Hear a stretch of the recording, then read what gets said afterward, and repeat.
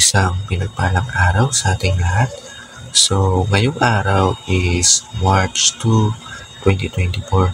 So, ngayong araw is ipapagpatuloy natin or continuation ng ating sinimulang series nitong mga nagdaang araw or itong series na tatalakayin natin para sa isang buong linggo. So, itong series na to ay yung Experiencing God's Peace.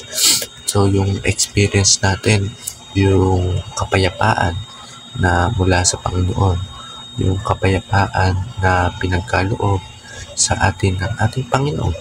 So, yung kapayapaan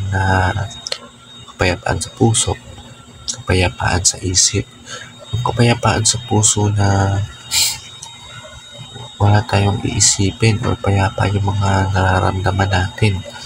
Yung kapayapaan sa isip na hindi tayo mag-isip ng pangamba, ng problema, or anumang pwede mangyari sa atin.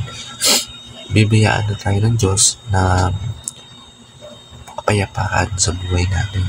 So, sa ating Bible verse na tatalakayin, ito ay ang Colossians chapter 3 verse 14 to 15. At ang sabi dito, sa English Standard Version, and love all this fruit and love which bind everything together in perfect harmony, and let the peace of Christ rule in your hearts, to which indeed you were called in one body, and be thankful.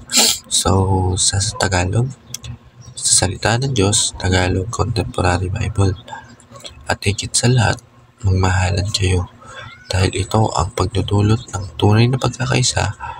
Paghariin nyo ang mga puso nyo at kapayapaan ni Kristo, sapagkat bilang mga bahagi ng iisang katawan, tinawag kayo ng Diyos upang mamuhay ng mapayapa. Dapat din kayong maging magpagpasalamat.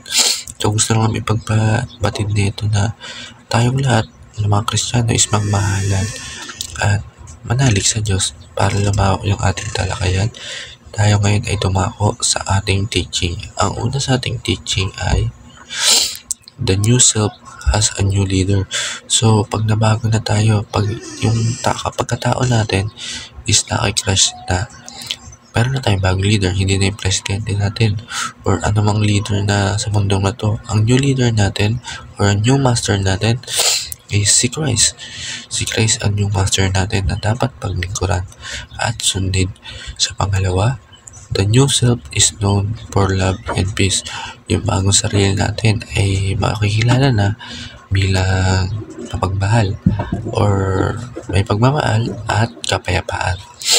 So, sa pangatlo, the new self has a new community. So, yung bagong tayo or tayong mga Kristiyano na bago na at kay Kristo na is magkakaroon tayo ng bagong community, which is yung heaven. Yung kasama na natin si God. Yung community na ang master natin ay si God. So, sa application, ang una is practice everyday surrender. Yun, kailangan mag-practice tayo na dapat nating isurrender yung mga makamundong gawain natin. Yung flesh, unti-unti natin itong baguhin para mabilang tayo doon sa community na bago na ang master ay si God. Sa pangalawa, experience and extend love and peace. Yung kailangan natin maranasan or dapat nating maranasan na yung ating kapayapaan at yung pagmamahal ng bawat isa.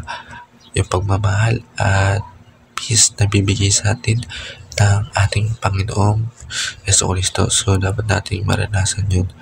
And sa last, join a community of Christ.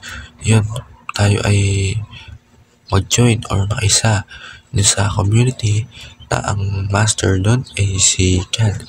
Diba sa mundong ito, ang master na or some leader na tinigilala natin, kung hindi yung mayor, congressman, presidente, diba? Sa makapondo yun na hindi naman tayo tutulungan ng lubos-lubos yun. Gaya nung hindi.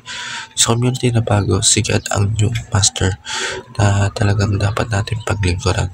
Sa ating discussion, what practical step can we take to extend God, love, and peace to others?